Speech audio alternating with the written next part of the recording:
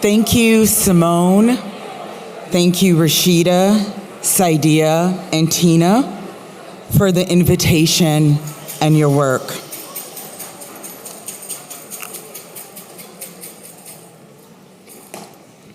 My current book project, tentatively titled Obscure Light, Blackness, and the Derangement of Sex Gender, advances a theory of Black womanhood as a singularity. In other words, neither an identity nor a subjectivity, but an apparatic problem space that conditions the modern world. I understand the idea of Black womanhood as an ironic administrative and distributive function rather than a biologically determinative category, one that ruptures conceptualization itself. I aim to explore how key creative and philosophical works of the African diaspora have registered and grappled with the idea that there is a fundamental contradiction between Blackness and womanhood and its material consequences. This project opts to linger on rather than attempt to reconcile or find a dialectical solution to the perceived paradox of Black womanhood. Rather than take this category for granted, Obscure Light critically engages its production in social, scientific, and philosophical history. Engaging contemporary queer, intersex, and trans studies, critiques of sex-gender dimorphism, Obscure Light argues that anti-Blackness constitutes the bedrock of modern logics of sex-gender and considers how its terrorizing vertical orders might be toppled by the transfiguring potentialities of Blackness. Ultimately, the project provides a critique of biocentrism, or biological reductionism and determinism, and clarifies what I argue is the indistinction of sex, gender, and race. The history of Blackness has been powered by the conflation of function and figuration in ways both searing and sublime. My comments today will explore a working concept in my recent work, prefiguration. Prefiguration is the act of representing, suggesting, or imagining in advance of observed empirical content. As a concept, it has strong resonances with that which is thought to precede and exceed conceptualization itself, namely aesthesis or sense perception. Both terms, aesthesis and prefiguration, seek to mark apprehension that exists prior to empirically grounded conceptual formulation and figuration. My meditation today will explore the function of anticipation and its consequence for figurations of race and gender. Namely, I ask, how might the anticipation of Blackness bypass, countermand, or forestall the empirical altogether? Relatedly, what consequences could prefiguration have for sensing Blackness or even sense itself if sense is understood as simultaneously threshold and foundation, alternately uniting and underlying sensation and conceptualization? Moreover, how might the governing logic and figurations of sex gender shape and be shaped by the anticipatory prefigurative mythopoetics of anti-Blackness? This brief meditation is part of an ongoing exploration of the long-standing relationship between Blackness and the sublime. Whether it is in Burkean aesthetics or Kantian aesthetics, the limit to visual mastery has hinged on the Black female figure as an opaque, inscrutable image. I argue that the myth of Black femaleness is an apparatic prefiguration and antecedental Blackness that is pivotal for the relay between abstraction and figuration.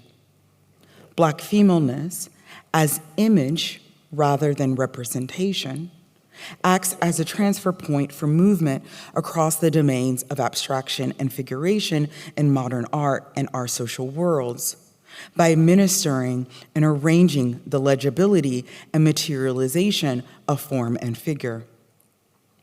I make a distinction between image and representation. Many thinkers have identified a gap between representation and the thing purportedly being referenced, such that representation is always, in the inaugural instance, catachrestic and thus never purely mimetic. By distinguishing image from representation, my argument concurs with this point but differs from it. Prefiguration concerns a corporealized image that is not at all constrained by the empirical. Such an image or prefiguration, I argue, ceases to be a representation in that it indexes a myth rather than an empirical phenomenon. This talk contributes to a burgeoning scholarly conversation about Blackness qua Blackness, the formal properties and capacities of the color Black, by emphasizing the fulcrum of the Black female function in arranging perception and sense. This challenges the doctrine of just Black, or the espousal of a generic Blackness presumed to be devoid of all trace of the social's prefiguration, or in a slight variation, whereby Blackness is thought to be brimming with racial prefiguration, but untouched by mythologies of sex difference and gender.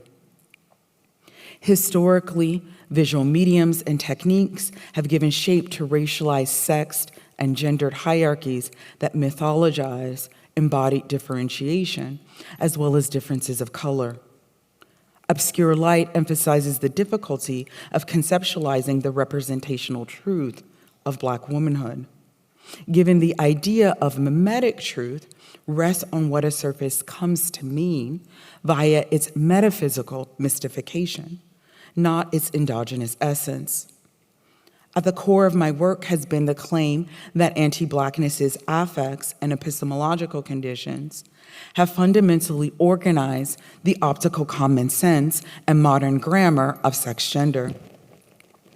Holographic effect, or inscrutability in the visual field, is often met with a predilection to surveil and pin down what is before sight. But this is not necessarily an act of observation. It is commonly a prelude to projection. In other words, the viewer could require that the perceived meet them in the terms of the viewer's own legibility. When expectations go unmet, this is often interpreted as an invitation to regulation, discipline, and violence. Such disciplining is predicated on a certain kind of domination that privileges transparency and legibility. In the larger work, I investigate what this visual orientation has meant for a range of positions, especially with regard to darker-hued Black femaleness and transgender dissidence, both of which are made to be ciphers in violent histories of opticality that constitute the perception of both the opaque and fluctuation in the optical field. Namely, I am interested in what the relationship has been and what it might be between these two different registers, the opaque and the holographic. In my work, I've demonstrated that what we conventionally call the gender binary has never simply been a binary. It is racially hierarchical in its foundation.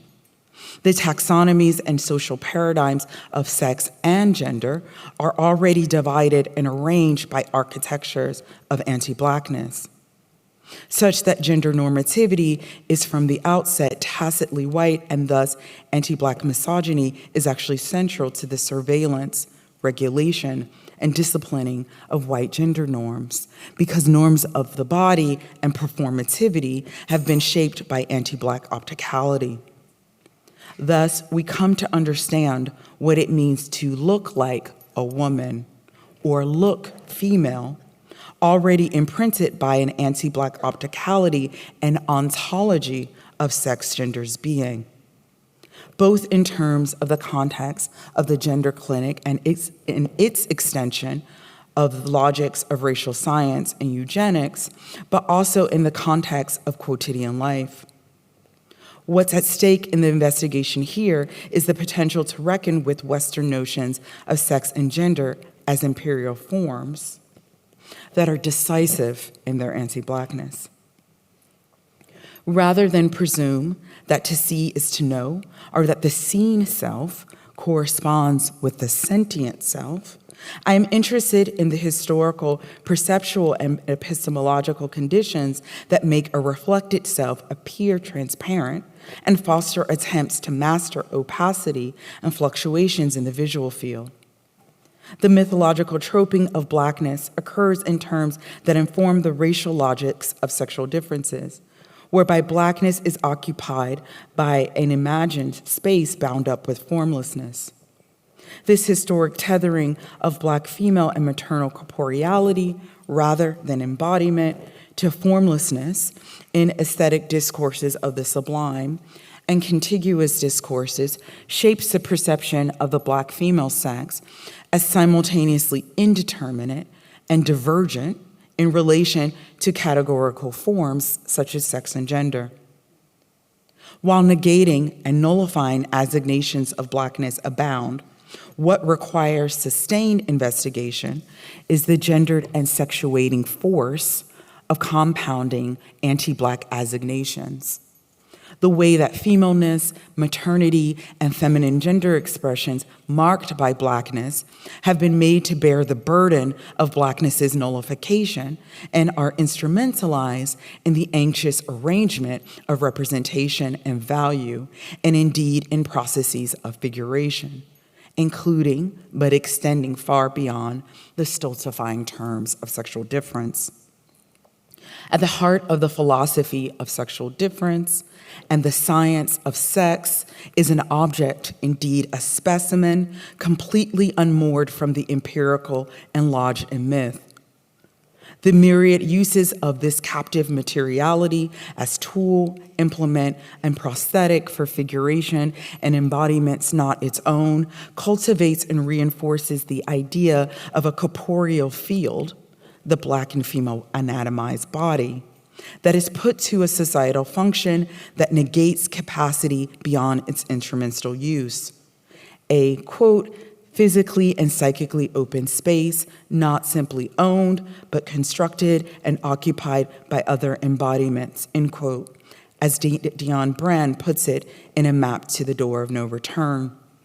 Brand's claim that this indeterminate corporeal field operates as a transgressive trope dovetails with Toni Morrison's assertion in Playing in the Dark that Blackened people function as, quote, surrogate and enabler, end quote, in processes of white self-reflection.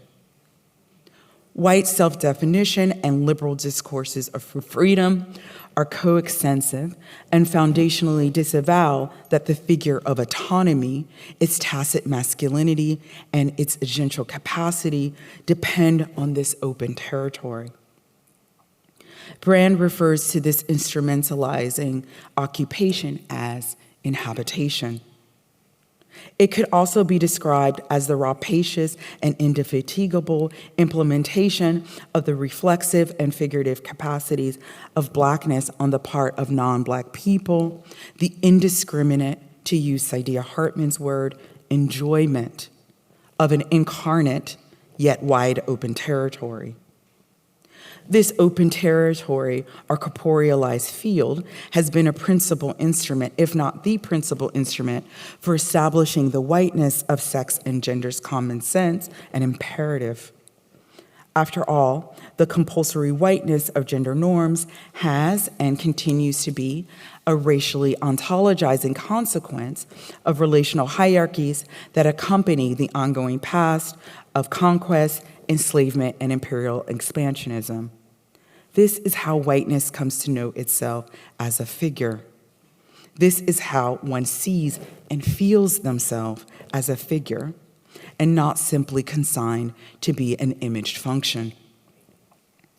The task remains how to not overwrite the foundational scenes of anti-Black ungendering with a liberal assertion of gender inclusion. Attempts to repose gender in multicultural and pluralist terms is haunted by and instantiates the anticipatory anti-Blackness of gender.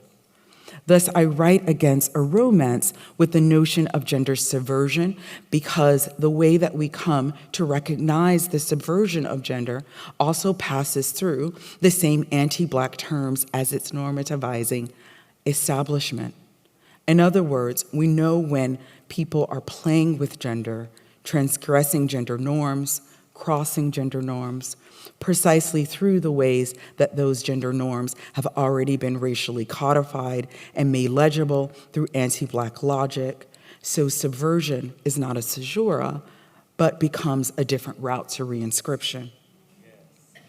The body is multiple: organismic body, embodiment, flesh, bodily ego, and corporeality are not reducible to each other, but are ordered and their interrelation choreographed by the illogics of anti-Blackness.